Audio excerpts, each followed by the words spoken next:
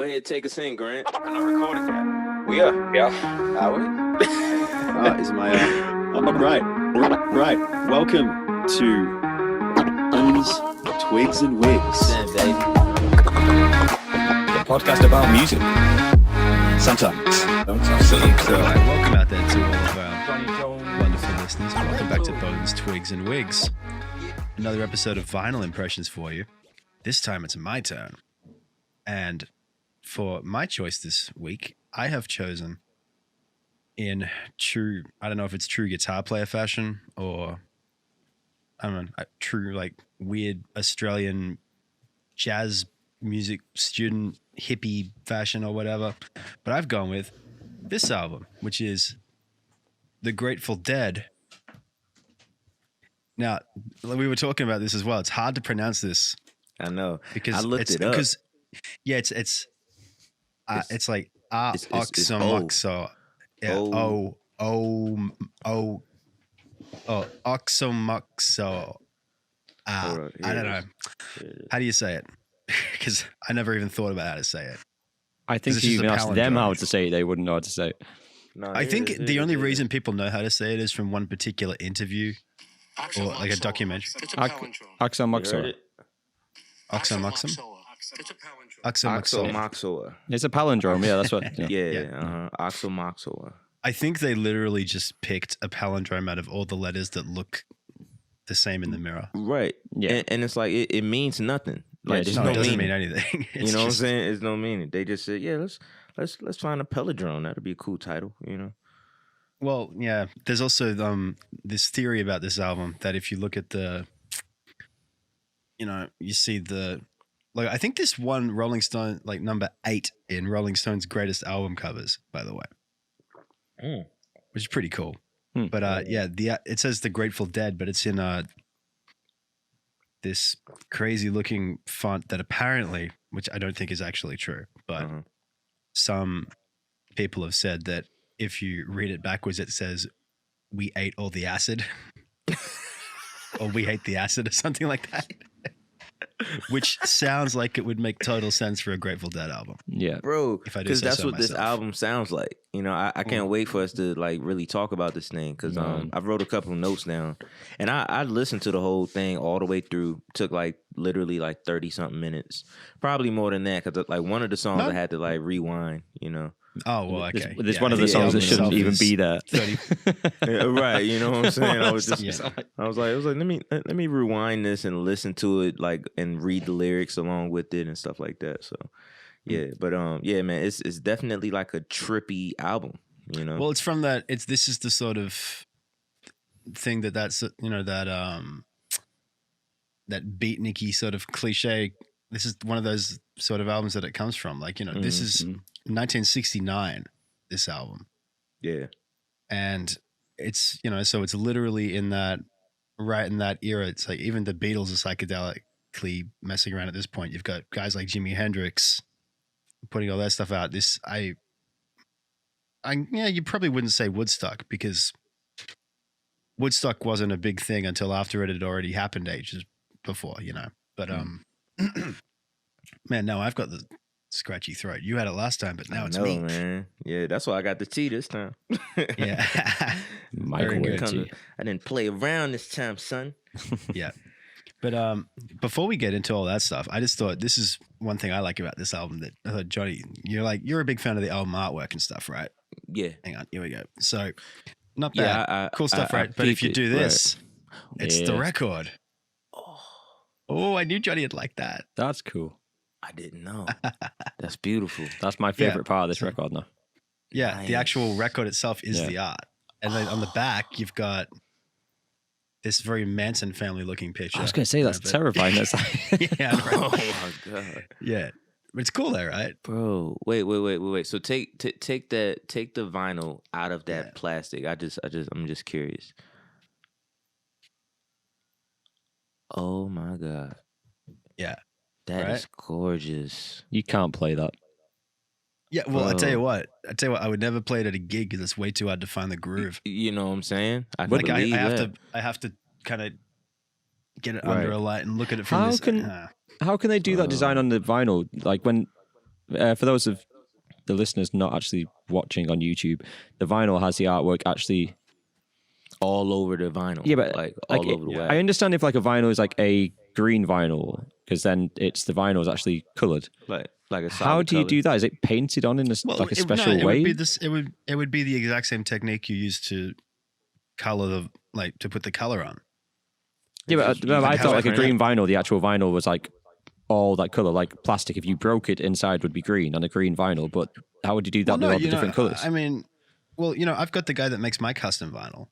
Mm-hmm. Right. You've seen mine with the one that Aiden. Shout out to Aiden. Yeah. That he made for me with the name tag. Yeah, so mine's like white with the red kind of hello, my name is Wiggins name tag on it. That'd be the exact same process that they've used for this. Mm-hmm. Because I think all those colored vinyls that you see, they're all essentially just clear vinyl. Okay. But and they're like dipped or something. I don't know exactly how. Yeah, it's been like it's dipped but it probably isn't dipped. There's probably some sort of pressing technique, or I don't know. There's got to be a pretty easily produced way to do it. Yeah, because I was wondering, like, if the grooves, like the actual needle, would it wear away the artwork? Well, no. I think if you put something on the grooves, well, I know that like Grandmaster Flash would use a crayon. Mm-hmm. Right. Mm-hmm. You've been watching the show. Well, I've also been watching like Flash do lectures and stuff.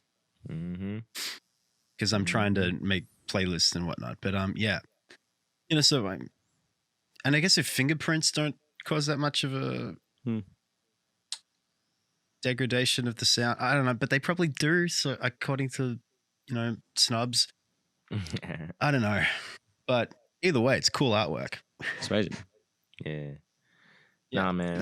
As definitely dig it, and that was a mind blower for me because I've been waiting all day to do that. Yeah, man. Because it's so funny because like while I was listening to the album, I was watching the not watching, but I was kind of paying attention to the details of the album art, and and luckily like you're playing it on your phone, like on Apple Music. It's blown up enough so you can see it. Like you can see just about every detail. And I'm just like, all right, that's cool. You actually see it spinning around. Right, you know what I'm saying? That's the record. Bro, like this is a trippy album. Like because there's nothing else to this. This is how it comes. It's just the sleeve with the little there's no credits, nothing on there. Just a little bit. You've got the band. Oh yeah, I see it. Yeah. The band and the supporting people, and then the side A, side B track listing. But other than that, there's nothing. Just there's a little shiny, sort of piece of art on the sides, but nothing really worth mentioning. It's all on the record itself. Very cool. I dig it. I dig it. It makes it really hard to find in the collection though. I figured because I was like, oh yeah, I gotta. I'm talking about the Grateful Dead this way. I gotta find the Grateful Dead because it's such a skinny. Because it's just the sleeve essentially. There's no cover. There's no booklet in it. There's no nothing. Dang. But yeah, I mean, you're not going to get any fancier album artwork or vinyl artwork because me and Johnny have talked a lot about how we enjoy like new pressings because people get creative with the vinyl itself. And yeah, it's not going to get any fancier than that. Right. It takes. But like we were saying, it's like, so yeah, the album's done in 1969. Why I picked this album for you guys? Because you're Grant. It's well, no, I wanted to do a Grateful Dead album, but I was just gonna do the self-titled one from '67. But yeah, I went with this one because it's just a little bit more interesting to talk about because they actually recorded this album twice. The whole thing. Yeah, because what happened was, I believe they were recording the album and were quite a fair ways into it when this new piece of technology, the 16-track recorder, a 16-track recording technique dropped. So they went, oh shit, we could play with twice the tracks. Yeah. We could do so many more things in the studio. So they just kind of scrapped it and started again. So this is by far the most expensive Grateful Dead record. Wow. Production wise. And yeah, I think it cost $1.3 million in 1969. to make. So that's pretty ridiculous. About Very. 1.3 million of that was the drugs they used to record the album, presumably. Pretty much. Probably actually- had a dealer on hand and everything. They remastered it as well in the 70s, I think. Yeah, there's a remix of it as well. There's also a special you- edition, those of you out there that like it, which I nearly listened to today. And I'm not entirely sure what state of mind I'd be in because it's 2.5 hours long. Jesus. How I many think tracks? I think it has live songs on there as well. And Grateful about to Dead say, live songs are like 20 minutes, like easy. I imagine it's a live version or Yeah. a concert's included or something Mm-hmm. because that's the thing about the Grateful Dead.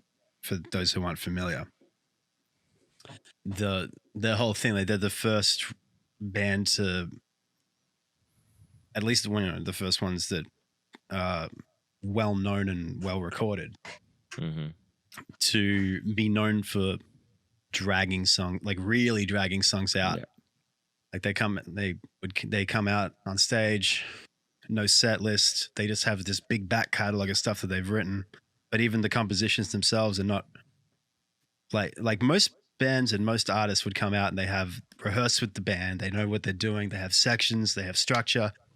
There's, at the very least, there's someone holding onto the reins.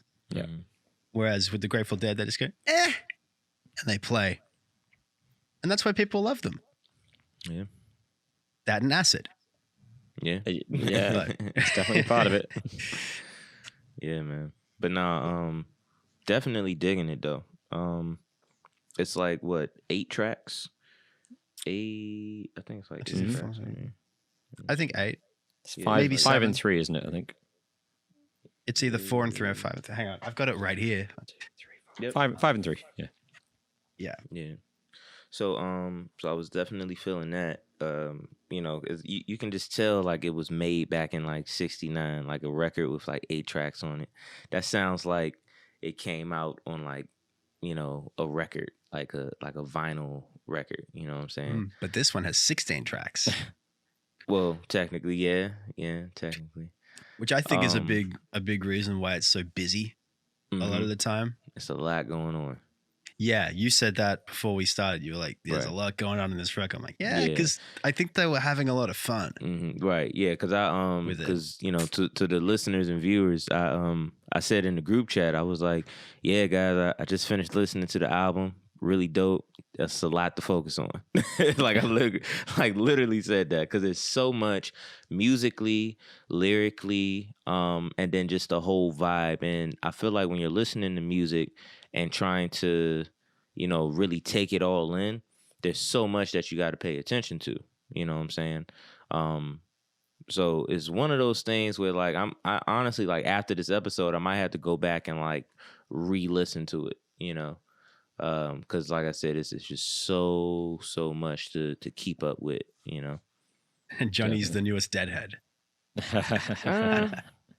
You're gonna be like that girl at the end of Freaks and Geeks. You're just gonna get on a bus, go off and watch them. Playing with John Mayer now, you know. If I see if I hear their next album, or like if I hear like another album, then well, not their next album, but like another album, like whatever album came out after that one, after the I'm not even about to pronounce the name again. Yeah, because it doesn't matter what the title It doesn't is, matter, It's you know. It But doesn't matter. after hearing this project, if I hear the next project, you know, after this one, then we'll see. We'll see if I'm an actual fan, you know. But yeah, I think the best did. way to become a fan of the Grateful Dead is to find a live performance. Because if you just cut the records, you're not gonna.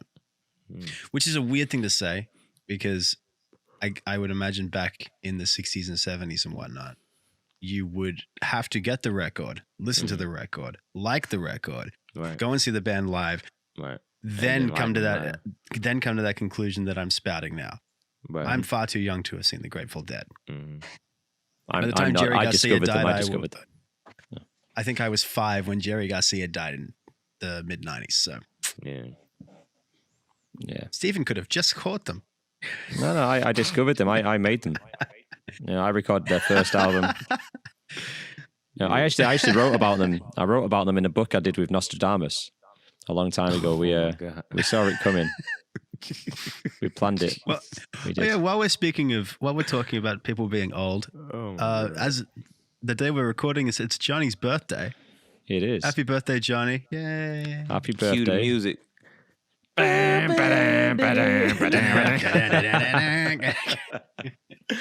Oh man! Birthday. Right, all of that. Happy birthday to you. The full song too, the verses and everything.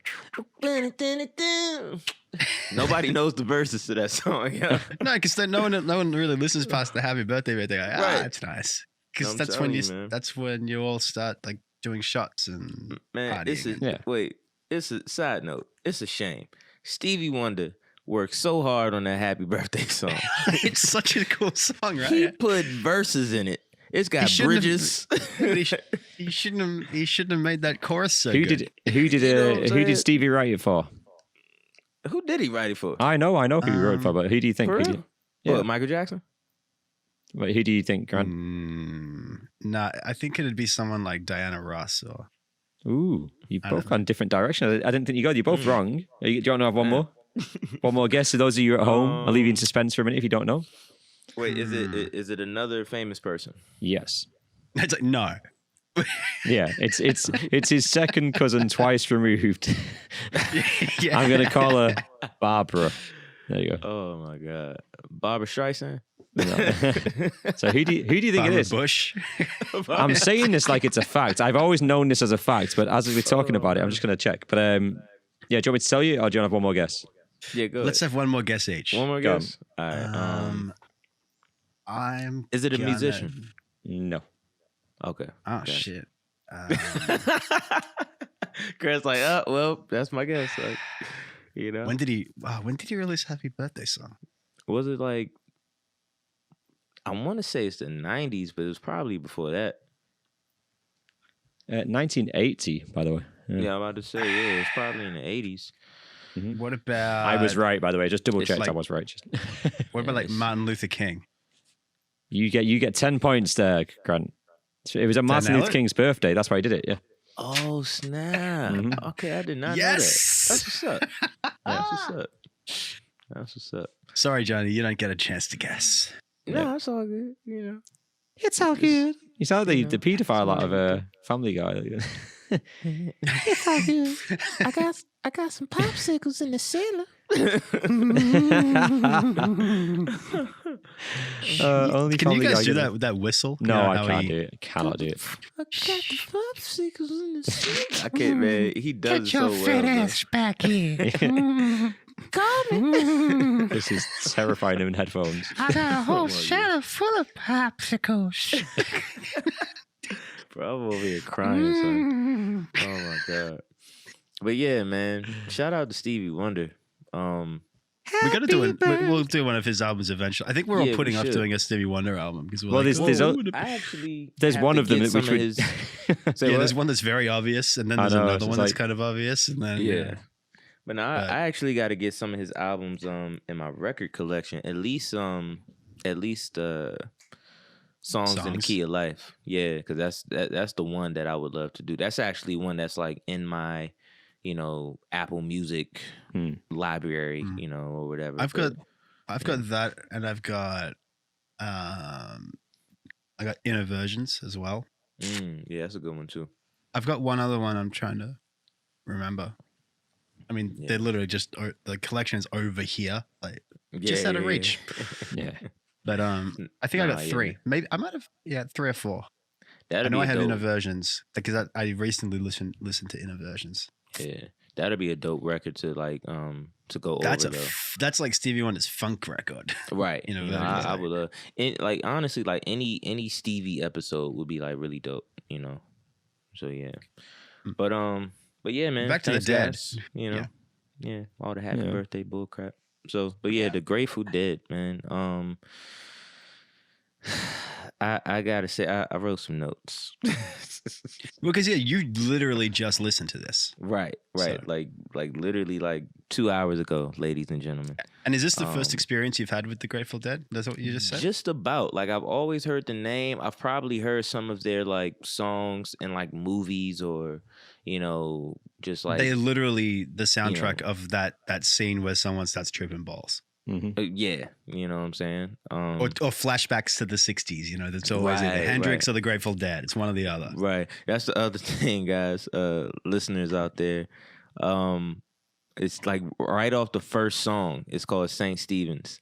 And right off the first song, I'm listening to it. I'm like barely halfway through, and I text these guys, and I'm like, man, I feel like I'm listening to an Adam Sandler movie. Like, you know what I'm saying? Like, it's That was just a like, strange one, for me, bro. It that was you so said the rocked Adam out, Sandler you know. movie. Yeah, cause and like I love Adam Sandler for doing that. He's actually the reason why, one of the reasons why my ears are just like all over the place because, when you grow up watching some of his classic films, the music that he used was a lot of like this classic rock stuff.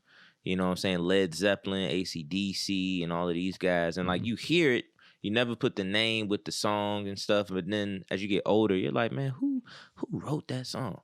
And you look it up, you do your man. research, and you're like, oh, okay, cool, So Adam Like is Culture Club. always, Yeah. yeah, like he's, in is it Billy Madison where he's like walking down the stairs and he's like, I tumble for ya, I tumble for ya. yeah, I just watched Billy Madison because I've just gone through like this. I've just gone down this Adam Sandler like Spiral, yeah. rabbit hole. Yeah.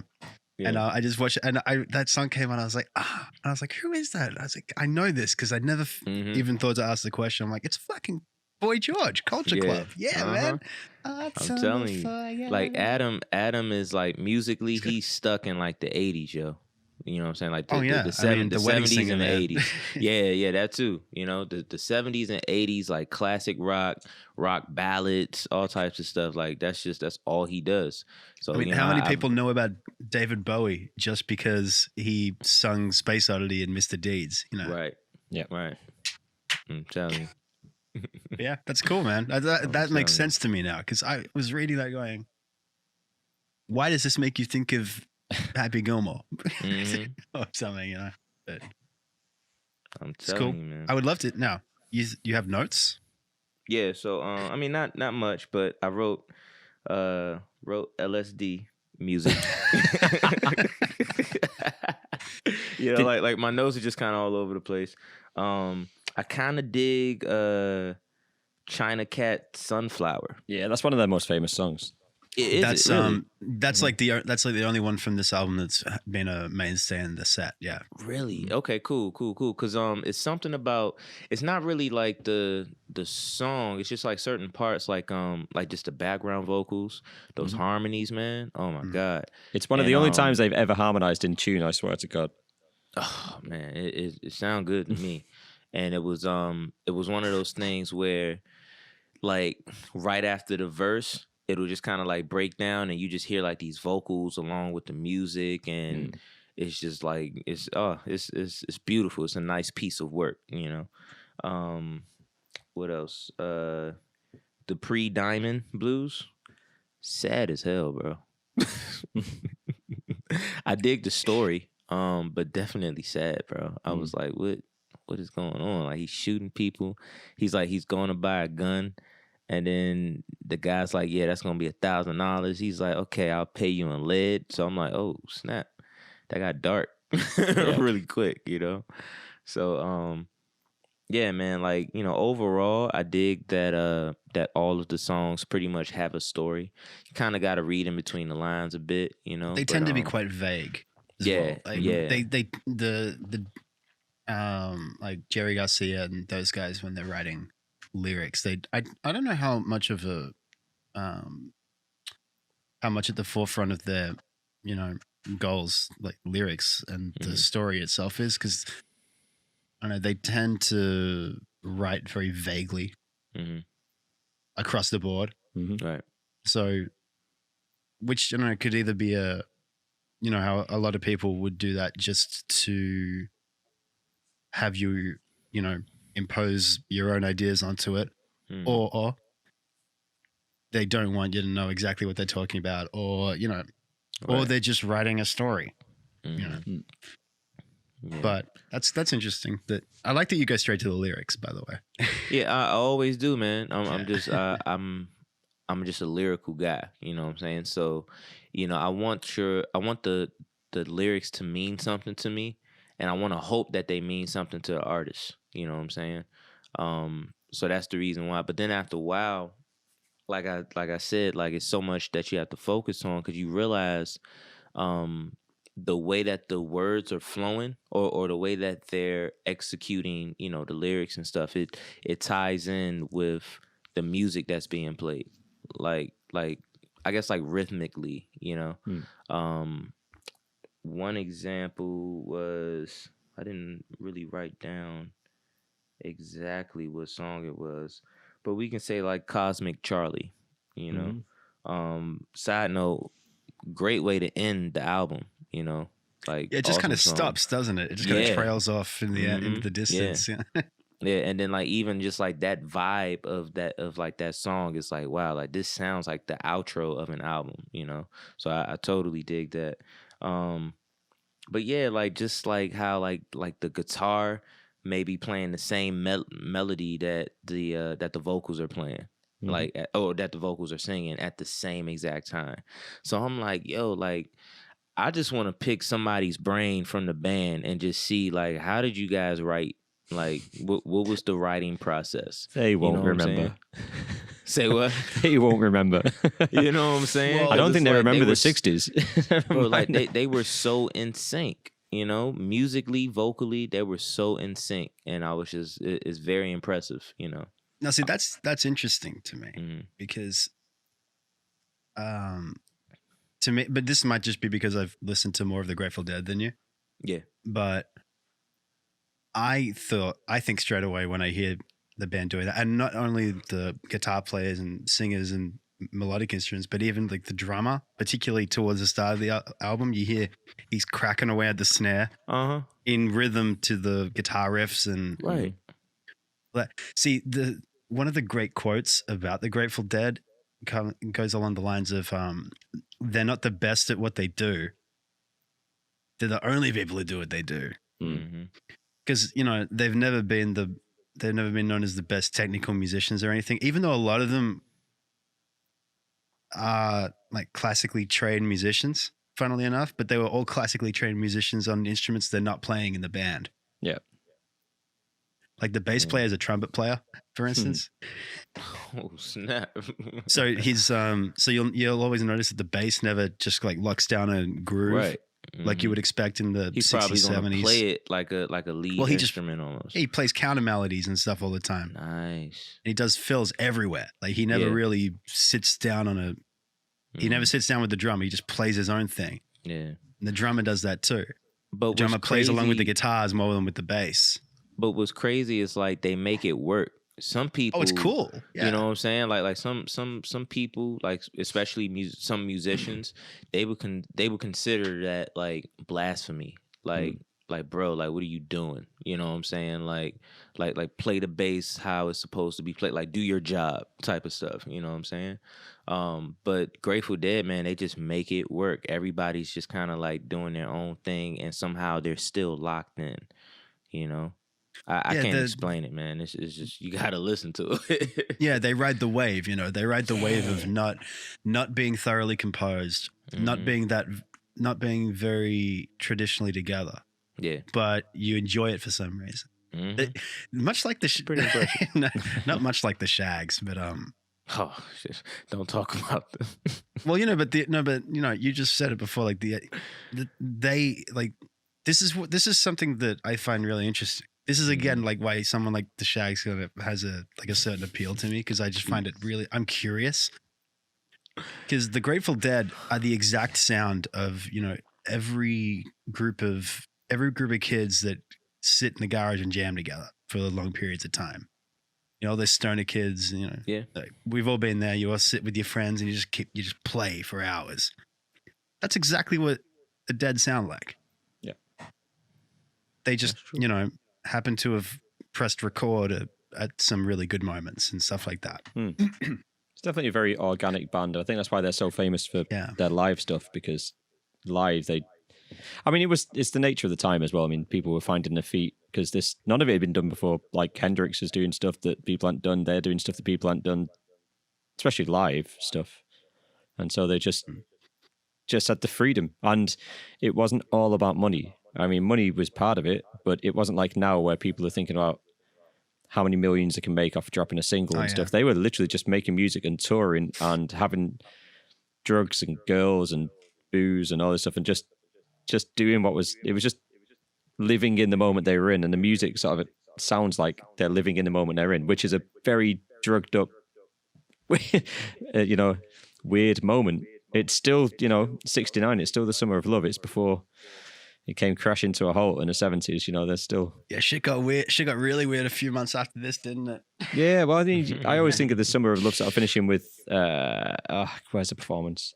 Charles Manson? No. It's a performance... Oh, what's it called? It's like a Woodstock, but it's not a Woodstock. No. It's like... The Isle of Wight? No, it's in America, and they had the... Coachella? Not Coachella. No. Not They had the Coachella. Hells Angels as like security, which obviously was an issue. And they end up stabbing this black guy. You see him get stabbed at the front of the stage, like a fan. Oh, God. And I think the Rolling Stones are on stage, and then they have to leave because the Hells Angels were killing people pretty much. And that was like started into a riot. And then I think live performances went a bit different after that. I'll look into it again and talk about it properly, but yeah, they say about that as being like the end of the summer of love type thing, because that coincided with Manson and all this. Everything sort of coincided around the same time, and then the 70s started, and the government clamped down on drugs massively and all that sort of stuff. So yeah, because you had like in '69, if you read up about Charles Manson and stuff like that, you had members of the Beach Boys fucking hitchhiking on the streets of LA, or famous actors in Beverly Hills throwing parties and taking hitchhikers to it, and just that's it. Craziness. What a time to be alive, right? But and you got to think. But also this another thing with this album, well, actually not this album, this band, like the Grateful Dead in general. They started in 1965, right at the peak of the Beatles. Mm-hmm. But that's not the interesting part about them, because they were just a bunch of folk dudes, like in jug bands and stuff.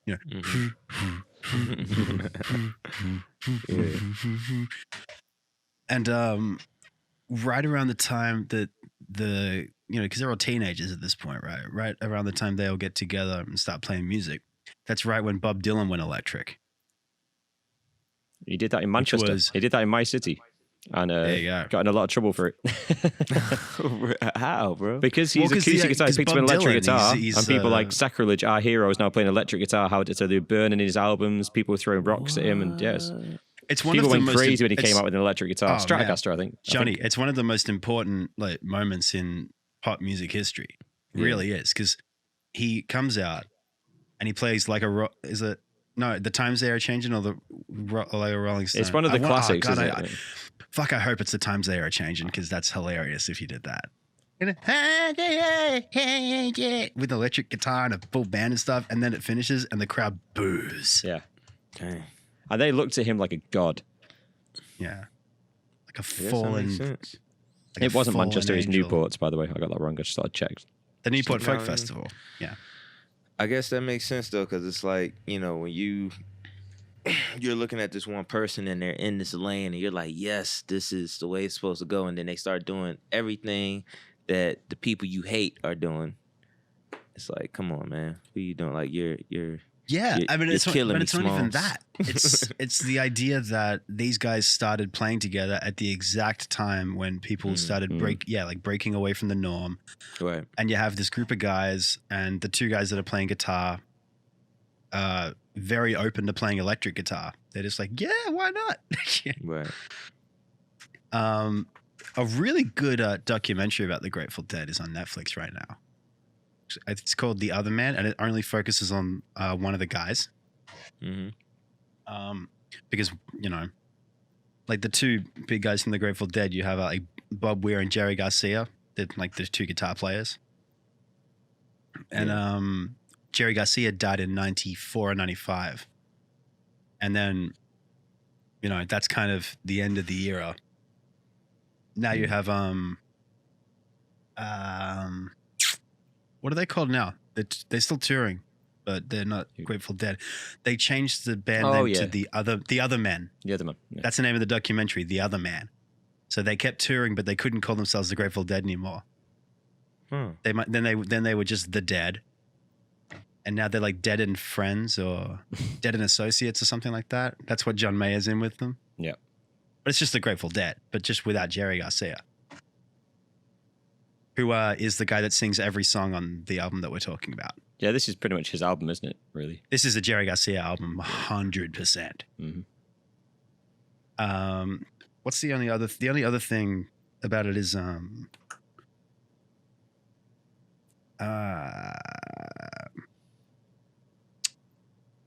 I can't remember the guy's name, but they had this one like very solid and consistent songwriting contributor that Bob started Weir? with this album. Is it Bob Weir? No, he's the other guitar player. He was always in the band. No, there's like I don't know why I'm blanking, like Tom Stutton or something like that. But Tom Constantin. Yeah, that's it. Yeah, right. Okay. I think. Yeah. Yeah, like this is kind of like the album where the real like full group kind of gets formed. And people always say this is like the peak of their experimental phase, but the only reason they have an experimental phase is because they got a few like commercially successful songs about 5 years after this. But those famous songs just tended to be more chilled out, stripped back, folkier songs with more catchy hooks and stuff like that. Yeah. But they didn't stop doing this sort of music. They just kind of had a few bigger songs that came out down the line that didn't quite sound like a lot of this stuff. So people will go, oh yeah, 1969, they had that one, and then it kind of, I'm like, no, they didn't. They've always been the same. That's why I like the Grateful Dead. They never really changed. They just, you never could really pin them down on anything. What? No, I dig that. I dig that because I dig any artist, any group that has that same type of, I guess, way of life or just way of thinking, because it's like, man, like, we don't care about anybody. We're not going to conform. We're just going to, come here and do what we came to do, which is play music and be creative, Yeah. And just be ourselves. So many artists, man, they sell out. And we talk about this all the time, different artists, they start off doing one thing and then all of a sudden they change into this person that we're not used to, they lose themselves, you know what I'm saying? And we've seen bands do that as well, Yeah, we talked about this last episode. Yeah, I think with Lady Gaga, I believe, as an example, Taylor Swift, I think, was my example. Yeah, yep. Because I keep, every now and again, she reminds you that she's just like a little bubbly country singer. You forget that. But it's like, oh, no, she's still pretty good. She's still all right. I'm telling you. Like, when she just does her original thing, it's like, oh, I remember right. Back in the day, because I hate that I'm saying back in the day. She's my age. I know. Much of what I feel like. It's like Ed Sheeran and that. It's like, back in the day when Ed was a kid. I'm like, he's the same age as me. He's still only like 20 fucking 6. He's a couple of years younger. He's like 30, right? Yeah, he's not Maybe old. 29 or Just say his first kid, I think. He's so much more mature than me too. What an arsehole. What do you two think of What Becomes of the Baby? Because bro, that's in my notes. I was waiting till once someone brought that one up. Yeah, because I get that it's written to be, you've got to be off your face. I mean, they've done that, lay down in the room or whatever. I mean, I don't know how they recorded it, but it's one of those mental taking a trip that is on a trip, that is on drugs, 100%, 8 minutes of peacing out, and I think without that, it's just absolutely nothing. It's scary. Yeah, I was going to say it's just scary. I know I would never listen to that unless I was stoned. Wait, sorry. Without that, it's absolutely not. What do you mean? Without that, it's absolutely nothing. No, I said to me, my personal opinion. To me, it's just one of those. Yeah, that's what you can't really tell what it is. There's not a great deal of content there because it's quite hard to figure out what the words are and you're like what exactly is going on. Yeah. But I'd imagine if you're in that state, even if I was drunk and in a certain mood. Yep. Sorry, I was just trying to catch exactly what you meant. You mean if you're not in an enhanced state? Yeah, enhanced state. That's a good way of putting it. Yeah. If you're not high, ladies, you're not gonna get it. If you're not on drugs. It's because a lot of people talk about like Hendrix and different bands and the Doors, and there's so many different elements of the druggy sort of music that makes complete sense. Listening to 1983 by Jimi Hendrix or something like that. They're weird songs that got water sound effects and stuff that if you off your face, it's gonna be like, whoa, did you hear that? Oh my god, he's singing about a mermaid. This is literally that taken to the nth degree. This is just you off your face. Like so on my notes I wrote wow, like sarcastically. Wow.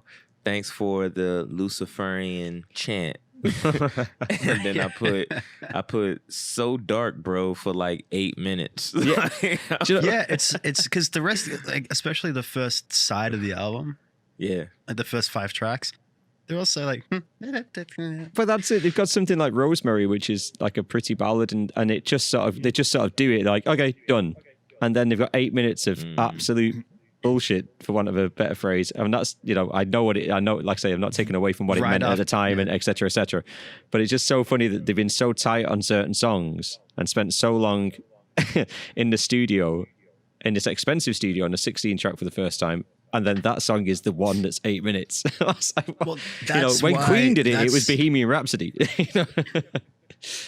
Not at this point they hadn't. No, I said, but when Queen did like the big grandiose, sorry. But yeah, well, this is why this album's kind of is another reason why it's interesting. I was waiting to see which one of you brought it up first, but it's because it's, I don't know. To me, it sounds like the epitome of them having fun with the studio effects. Yeah. Like lots of flanges and delays and. But they're doing it on a few, like I mentioned, Rosemary. They're doing. I can't remember. They've added on the vocals, but I had no idea what he's saying in Rosemary as well. Like I was like, what have you done to the vocals? What have you done? But it's just experimenting. It's just complete experimenting. It's way off in the distant, right? It's like, what is going on? Like you have to like lean in. Yeah, that was what I say. Like if I do this I had headphones on and I was leaning towards a imaginary speaker. I was like, what are you doing? I've got headphones on. I was like, what? What's going on? And this is the thing. It's like, that was not their intent. No. But that's what it makes you do. Mm-hmm. Right. See, this is power, this is like something that I find really interesting about the kids these days. Like they always have to put a certain like message or special meaning or some sort of like extra unattainable level of greatness to random decisions people made 50 years ago. Mm-hmm.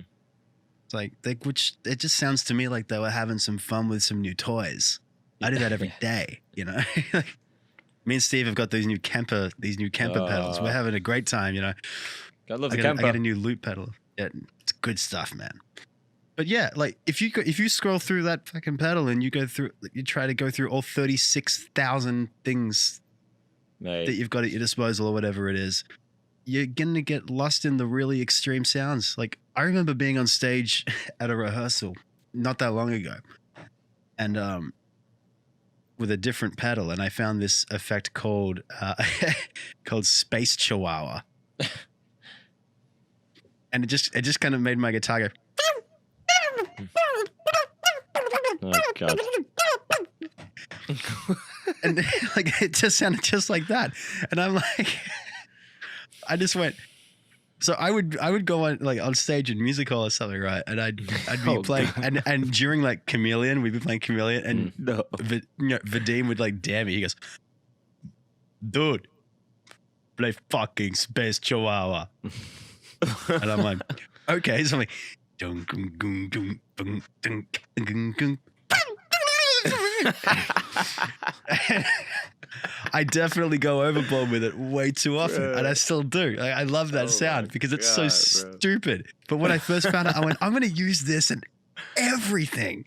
Oh my goodness. That's what that shit sounds like to me. So Yeah. I'm like, because I know the feeling. I'm like, they're in the studio going, well, you know, oh, what's that doing? What's that doing?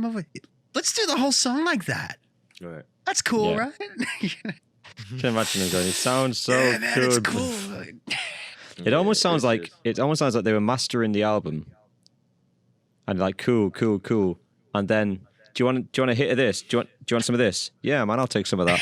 And then they just left the room. Then somebody rang and says, "Is it finished?" Yeah, it's finished. Yeah, and then they heard it and went, "Oh yeah, we didn't master it. We forgot to EQ that, and we forgot to do this, and we forgot to do this twice." Yeah, Right. That's true. so we forgot to do everything. God damn it! Maybe they just ran out of money. No, we forgot to do everything twice. Yeah. You know, I mean, they spent that much money on the album. Maybe they just ran out of dough. could be. But I like it. I like it. I don't was- need the vocals to be clear front and center. Yeah, it was a little too trippy for me. You know, It might sound really corny if it's just traditionally mixed. right? You know what I mean? Yeah, it could be true. It might be a really lame song if not for the Yeah, effects. Mm-hmm. I'm not saying it is. I'm just saying it might. No, it could be true. But yeah, man. Top threes. It's kind of hard to do, right? Because it's like 8 songs. top one. Choose Top one. ones. I know which one I'm going to go for, but it's obvious. Yeah. For you, yeah, it's gonna be. Right. Yeah, we all know. Johnny, you go it's- first. It's his namesake. I mean, I would say because I kind of want to say that China Cat joint, but I don't know. I mean, it was good. Doing that rag, that was pretty good too. Yeah. It's kind of funny. Mountains of the Moon was pretty good. Yeah, I'm gonna just go with China Cat Sunflower. That sounds like a trippy name. Mm-hmm. Yeah, and it's the one that survived. Yeah, You know? yeah. That sounds like a trippy name. It's the same for me. It's the one for me because it's just a better song than the other ones. It's just, in my opinion, just a better written song, better performed. Yeah. You know, I mean, like all of the ones, like all of the other songs, they all grab my attention. Don't get me wrong, you know, because I'm not even gonna sit here and say like, yeah, that one right there just grabbed my attention. That one, I put it on and I was just like, okay, but all of the other ones, I was like, what is this? You know what I'm saying? So you know, I give them props for that as well. But like you said, like it was just definitely just like one of the better ones to me personally.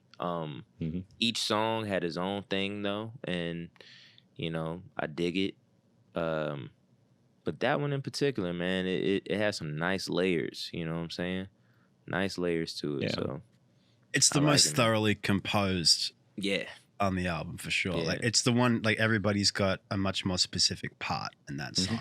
but than now everything I else. hate it. Now I hate that I picked it. You know what I'm saying? Like I'm trying to get with these guys. You know, You'll hate it more. The more Grateful Dead you listen to, the more you'll be like, eh. But then you'll hear them do it live at a gig, Yeah. at like a live. You'll hear a live recording and it'll go for 25 minutes, and you'll be like, oh, it's great. Yeah, because I'm sitting here and I'm like, I want to like the song that doesn't musically make sense or the one that's just kind of like, you know, doing its own thing rather than picking the song that's like structured well and yeah. all of that. Just- You know what I'm saying? I think Certain honesty things is more speak to you, though, important don't for- they? for Yeah. this thing. Yeah, it's more important to tell the truth Yeah. Yeah, I guess you're right. than to than to than to adhere to an idea. Mm-hmm. Like, man, I love these guys. Yeah, what's that one song they got? Exactly. Like, you know what I'm saying? That's why every American, he comes up to me and says, "Hey, I'm a big Oasis fan." I'm like, "Oh, you're a big Oasis fan? Yeah, can you play any songs?" "Yeah, man, I'm from Manchester. What song do you want?" "Wonderwall." "You're not a big Oasis fan." No, you just know It's that like, one oh song. man, I love Tupac. I'm a huge Tupac fan, man. Always loved Tupac.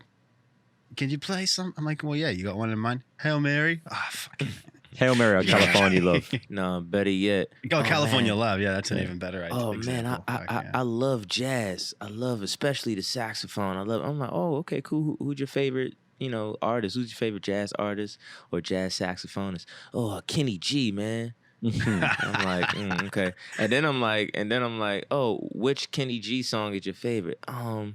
You know that one, where he plays the sax, he plays the high note. And I'm like, wow, so you don't even know the name of the song. You can just sing it to me. Okay, nice. I'm telling you, man. People swear they love jazz. They swear they love it. It's like, no, you just like it. Now, from now on, though, I think we all say, big fans of the Grateful Dead. My favorite album is Aoxomoxoa. My favorite song. What's your favorite song? I don't want to tell you what my favorite album is. Yeah, my favorite song is the 8 minutes one about the dead baby. Yeah. Oh my gosh. What would I say? You know what? This is I got a good reason for this. I like that. I like the first song, Saint Stephen, but for a very specific, but for a very specific reason. Mm-hmm. It's that the way that song goes throughout the entire album. It's almost like every second song, or even more than every second song, at least on the first side, they come back to that exact same style of like riffing with each other. Mm-hmm. Right. And it's first introduced on that song because it's the first track on the album. Right. But it's the tune that sets the precedent for the album. And if there's a running theme that goes through the record, it's established in that first tune. Mm-hmm. Like, when you get to the end of that side and the opening and closing of the second side, and also in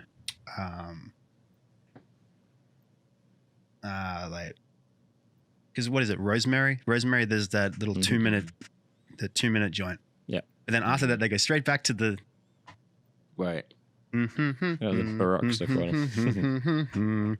Yeah, that sort of thing. Yeah, I think Saint Stephen is the one. I thought that's what it's got the best title. Say. It's got the best title. Yeah, it's got the best. Just best. It's got the best title. If it was spelt with a V, no, but it's spelt correctly, so that's good. It's funny. I actually thought that was going to be Steve's favorite for real. I was certain he was going to say that just because man. I thought that was going to be the one. I was going to, but I just can't take away from what the other song is. Man. They're just trying to catch Sunflower. Just is a better track. It is. Well, that's the interesting thing. Yeah, chill track. No, it's a good choice, but it's also like the choice you would make if you weren't used to the Dead, right? Which makes total sense, right? Because I'm like, I'm going to throw this Grateful Dead album at you, Johnny, and you're like, okay, right? And it's like you can't, I can tell you which song you're going to like the most, Listeners and viewers out there, you can't fault me for that, man. You know what I'm saying? This is my first time listening to these guys. Because like you got some people out there, like they would like treat you like crap. Like, you picked that song, man. You're supposed to pick nothing. that song. You ain't nothing, and it's like, Jesus. You're no deadhead. Yeah, right. I'm like, I just listened to these guys. I'm not. Like, what the heck, man? What the heck? Wait, Steve, how did you do that? What the hell is that? Yeah. What is that? Did you see it too? I didn't mean to do that, but I'm claiming it. You just applauded Johnny. That's great. What is that, bro? I'm like, bro, I'm dying. So, wait, I gotta explain this to the listeners. So we do. He keeps doing it. So, guys out there who are listening, we do these episodes via Zoom so we can see each other, all that stuff. And Steve just put like some clapping emojis and thumb emojis. Now he has like this like Caribbean. Hang on, I've done that one before. Yeah, he's got this Caribbean background. Ooh, I this can choose my green own, actually. thing going on. So yeah, man, it's just it's a lot going on, and it's just like random right now. I'm like, what? Like I didn't He's just even know you could realized do he's doing exactly what the dead did in the studio. Right, He's like, experimenting. look at all these things that he can experiment with. that. Oh man, hilarious, hilarious. I don't even know Hey, how to look at do that. crap. It's a photograph that I took. Welcome, How do you? welcome to my country, Stephen. I took that photograph on our last night That's there. Sydney though. Reaction. That's Sydney. Last night in Sydney's Sydney, for that- tourists Got you. and Ooh, people it's who doing can weird go things to my outside. head. Oh, hey, on that note, before we wrap this up, just as a little timestamp, how you guys going with this virus thing? Hanging in there, brother. Yeah, Hanging in there. how's Sydney, Stephen? Sydney's really good. It's full of Australians, which is an issue. But apart from that, it's pretty good. It's pretty good. I feel your pain. Yeah, bloody Australians. There you go. I'm back in Manchester now. It's raining. Oh, Johnny's got the right idea. Johnny's on Coruscant. I love the fact that, by the way, Johnny, it figures out you and deleted you, Right. but it kept your mug. Did it? Yeah, it just kept your mug. That was very, very Do it strange. again. Do it again. Let's see if it I works. didn't realize that. Guys who are still listening out there, we're just playing with backgrounds now. We're just, Oh, it's gone now. We're no, we're it's not deading my it. mug. No, that's No, like it was there my- a minute ago. It was just there. Oh crap! Oh, it was like over here. Hold on. Yeah, it was in. Oh, no, it's not playing games. A minute ago, it looked okay. But Yeah, I know. I'm all over the place. It's kind of dark in here too. yeah, Oh yeah, this sucks. it's your red room. Johnny records this in his red room, which is where he takes Yeah, the man. ladies. If you read 50 Shades of Grey, Yeah. you know what's up. Oh, see, wait, what He is that a puts- He thing? puts them in boxes. What 50 Shades of Grey? Yeah. Do I look like I would have read or watched 50 Shades of Grey? I haven't read or watched it either, but I know what it is. Actually, with this stupid new look I got, I might look like it, but Is that a thing? Yeah. I don't know. But with the I actually do my hair and my beard right now, so I don't think Maybe you I know look what like this- I care this about is. that sort of shit. But What's that going to do with it? I don't know. I don't know if I look I don't know. I don't know these things. I didn't know that well-groomed men were automatically into bondage. into bondage. Is that what that? That's all I know. That it's got something to do with bondage. Or Yeah, I only know this. I remember when 50 Shades of Grey, like when the movie came out. Mm-hmm. I remember, back when I used to have girlfriends.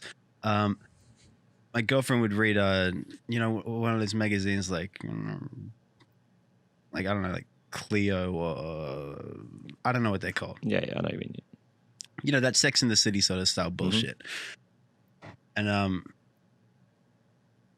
she's got this one of these magazines, and I'm sitting there, and she's got it open up, and it says like it's got like 50 or 100 ways to like spice up your love life in the bedroom or something like that. Yeah. Mm-hmm. From 50 Shades of Grey. So it must have been 50.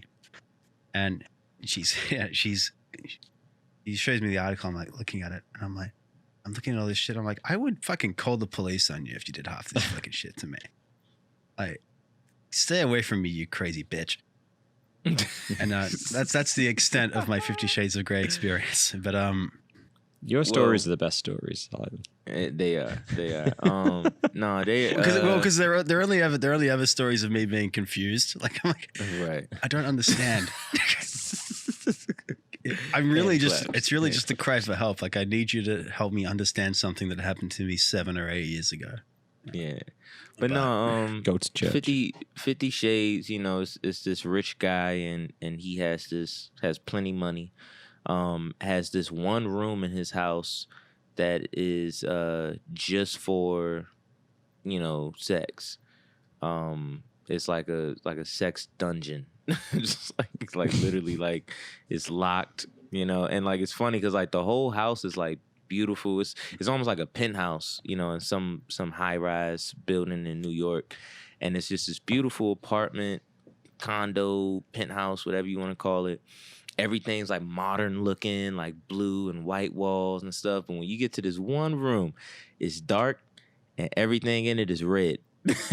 Like all of the furniture, the walls, everything. It's like a nice, like dark red, you know.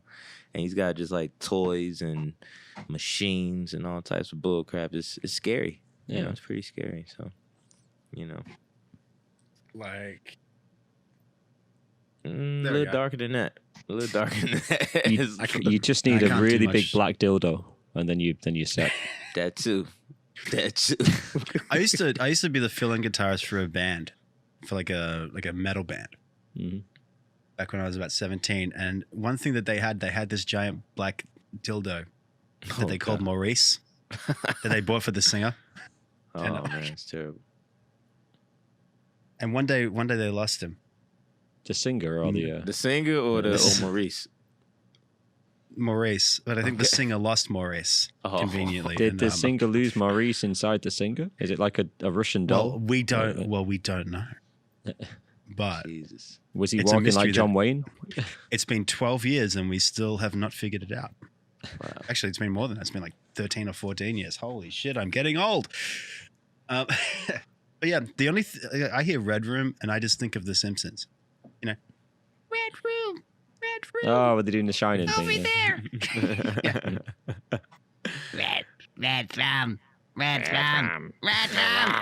Yeah. Sounds like track 7 on this album. Right. Pretty much. Pretty much. That's good. That's good. Do you want to take us out, Mr. DJ? Jay Mr. Wiggins, DJ. yeah, the unemployed DJ. Yeah. I'm glad. I'm so happy Johnny enjoyed this album. It was pretty good. Pretty good. That made me really you happy know. before we started this, and you sent the message just going, "What an album!" I'm like, "Oh shit, he liked it." Yeah. I was like, yes, I didn't he think liked he was it. gonna like it. Like, I thought he Oh, might I have been really- sarcastic. I was waiting. I was like, Yeah. ooh. oh man. I knew that he'd like the artwork. That's Yeah. all I really. That's all I knew going in. Yeah. But yeah. Outside of that, I wasn't sure. But Yeah, man. yeah. We thank you people for listening to our ramblings. Really, our tangential ramblings. We ramble that much. I even bring a pillow. Very good. You know, we ramble and we go off on tangents, much like a Grateful Dead recording. Hey, there we go. But we do thank you if you've made it this far and you listened all the way to the end. We appreciate it. Like, comment, subscribe, positive ratings, all that good stuff. We'll be back again next week for I think it's Steve's turn again. Ooh. I don't know what we're doing yet. Yeah, I gotta pick something. But are we gonna do the Review? the review thing? So we talked about Nas's new album, and we might not Yes. be able to get it on vinyl. But are we gonna? We should maybe we'll do that as an extra, I think so. or we just do it as the next episode. We we will could do discuss it. this, I guess. But Yeah, have a discussion. do it Yeah, as an extra, I think. because today was I need to properly listen to that because it's a lot. Yeah. 'Cause I got it the other day. It's cool. I listened to a couple of tracks. It's cool. I need to. That I've is yet properly to, but song I- by song. Look at the words and go through it. That's a lot. But yeah, I'd like to go for the next one. That's what I think. As opposed to doing it the way that we do these things, I think the way that we're going to do it is we're just going to do it track by track, like really review it, right? I'm down with that. Yeah. We could even That call sounds the like- that episode sounds like fun. "Final Impressions Track by Track." There you go. Yeah. So it might be Where like we do episode, reviews, but actually review track by track. Yeah, that sounds No, like I'm a fun totally thing to down. do. yeah. But it sounds like a like, fun, like little extra thing to do. So I think Yeah. you still have to pick a record, Steve. I know. Right. I have my little collection. I've got some classics here. Like I say, we've got some Lauryn Hill and all sorts of like the classics. They're ones which we will all enjoy, I think. Yeah. Depending on what you guys pick next, or really depending on what Steve picks next, is going to depend on what I pick. Because I don't know. I can go super soulful, or I can go very folky, Yeah. So I have we'll see. two We'll special find out. ones coming as well.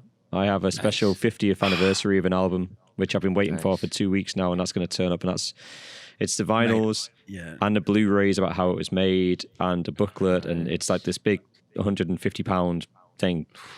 So yeah, I mean, hey, I'm hunting for a very, very Australian, very like particular one, just for this. Men at work. Let's do it. Let's get it. No, not Men at Work. Dude, you'll go in expecting them to be all, hey, Australia, cheesy, but then you'll go out thinking, oh, they just sound like the Police. Yeah, that's what someone told me. They sound exactly like the Police, but the Australian version. God, which is awesome. But no, I got one in mind that I don't want to spoil for you. But when I do find it and I do get a copy of it, I thought I had one, but now I think I got to go hunting. But it's not that hard to find. So anyway, but this is the sort of conversations, by the way, that we have throughout the week before we do these episodes. We're like, I'm going to do this. I'm going to do that. When can you record? Let's do this. When we do record, we're going to do it this way or whatever. But anyway, like I said, ramblings. Thank you for listening to said ramblings. We appreciate it. And we will see you next time. Cue the music.